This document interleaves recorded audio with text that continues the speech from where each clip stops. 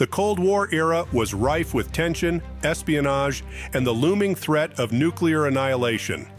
The 1960s produced some of the most gripping and anxiety-inducing films that captured this unique period of paranoia. Here are 10 Cold War movies that nail that 60s paranoia.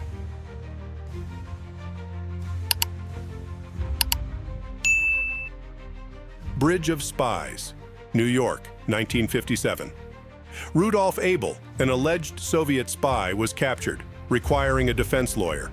Enter James Donovan, ensuring Abel received a fair trial amidst public disdain. Then, an American U-2 spy plane was downed over Soviet territory, its pilot captured.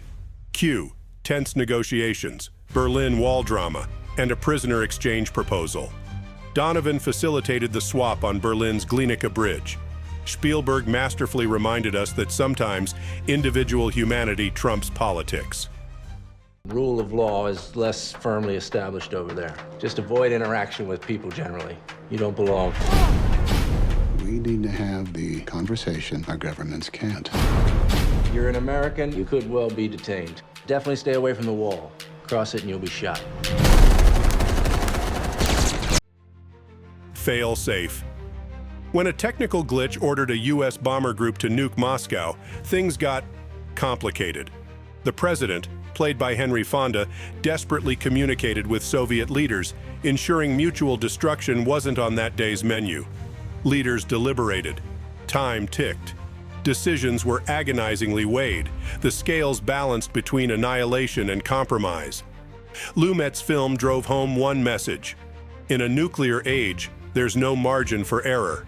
And sometimes, the fail-safe fails. It's possible the fail-safe mechanism might be giving them a go signal at the same time they can't reach you for positive confirmation. They've crossed the border. Is it possible? Could it have happened? Mr. Producer, it's not an attempt to provoke war. It's not part of a general attack. The Manchurian Candidate, a platoon captured in Korea. Among them, Raymond Shaw, who was later released and hailed as a hero. But was everything as it seemed? No.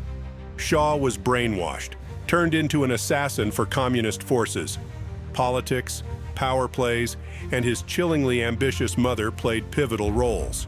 Frankenheimer wove a conspiracy-soaked web, making viewers question, how deep do these schemes run? At a flick of a switch, we can adjust character, change personality. These are not supposed to exist. Raymond Prentice Shaw. Listen. This is a coup. This is rich people funding bad science to put a sleeper in the White House. Topaz. 1962, the Cuban Missile Crisis was boiling. A French agent, Devereaux, discovered that NATO secrets were leaked to the Russians, the conduit being a group named Topaz. Navigating a labyrinth of lies, Devereaux traversed from Copenhagen to Cuba, deciphering allegiances. Hitchcock, the master of suspense, layered intrigue with mistrust, where color was a clue. As missiles were on the move, can one man prevent disaster? When the stakes are nuclear, the suspense is atomic.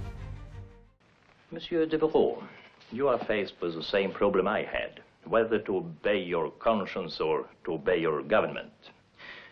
Let me give you a piece of advice. Don't go home. These people will give you a new life, a new job, everything. Think it over. 13 days, Kennedy, Russians, a Cuban missile standoff. For 13 nail-biting days in 1962, the world teetered on nuclear war's brink. As U-2 spy planes revealed Soviet missiles in Cuba, the Kennedy administration wrestled with responses. Blockades, strikes, diplomacy. Every moment was a precarious dance on a global stage. Kevin Costner's portrayal underscored a haunting reality. History's course can change in mere days.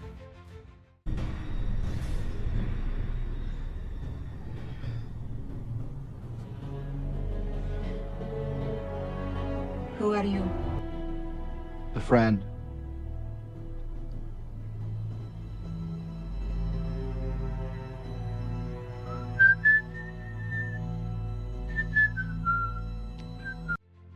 Dr. Strangelove, or How I Learned to Stop Worrying and Love the Bomb. Kubrick's madcap creation, where an unhinged U.S. general triggered a nuclear strike against the Soviets. It was protection from a communist conspiracy, right? The war room's elite, from President Muffley to oddball Dr. Strangelove, scrambled to halt Armageddon. Overseas, Captain Mandrake tried deciphering his general's madness. Meanwhile, Major Kong rode a bomb like a rodeo cowboy. Satire? Definitely. But also a chilling reminder of nuclear peril hanging by a thread. I shouldn't tell you this, Mandrake, but you're a good officer and you have a right to know. It looks like we're in a shooting war. Hell. All the Russians have obs. Well, boys, I reckon this is it. Nuclear combat toe-to-toe with the Ruskies. The spy who came in from the cold.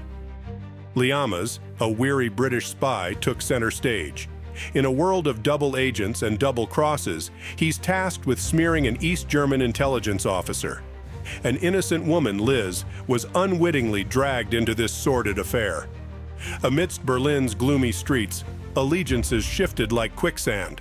The iconic Berlin Wall bore witness to betrayals and hidden agendas. In the end, when motives were revealed, who truly had the upper hand? Sometimes in espionage, there are no clear victors. What the hell do you think spies are? How big does a cause have to be before you kill your friends?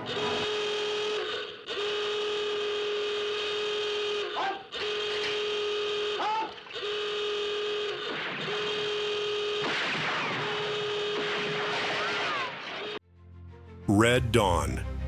Imagine a sleepy Colorado town awoken by parachuting Soviet and Cuban troops. World War III, on American soil. Local teens formed a guerrilla group, calling themselves the Wolverines. From ambushes to rescues, these youths faced combat's grim realities. As they defended their town, losses mounted. Red Dawn's tale might be fictional, but the palpable paranoia, pure Cold War.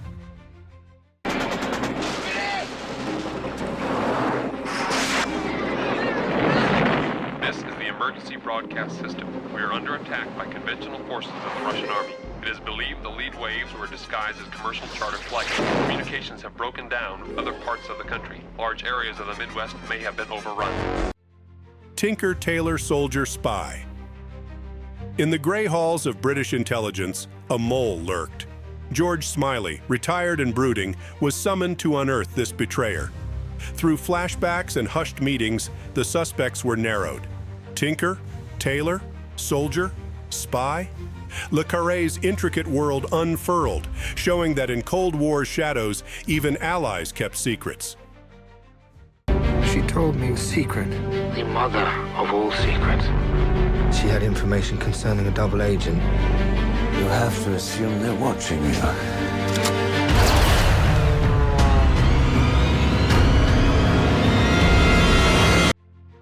WarGames. Enter the 80s, a time of arcades and early home computers. Young David Lightman unwittingly accessed a U.S. military supercomputer, thinking it was a game. Global thermonuclear war wasn't a game, was it? NORAD went on high alert, real missiles primed for launch. It became a race against time, teaching a machine about human unpredictability. The lesson? Sometimes the only winning move is not to play. All right.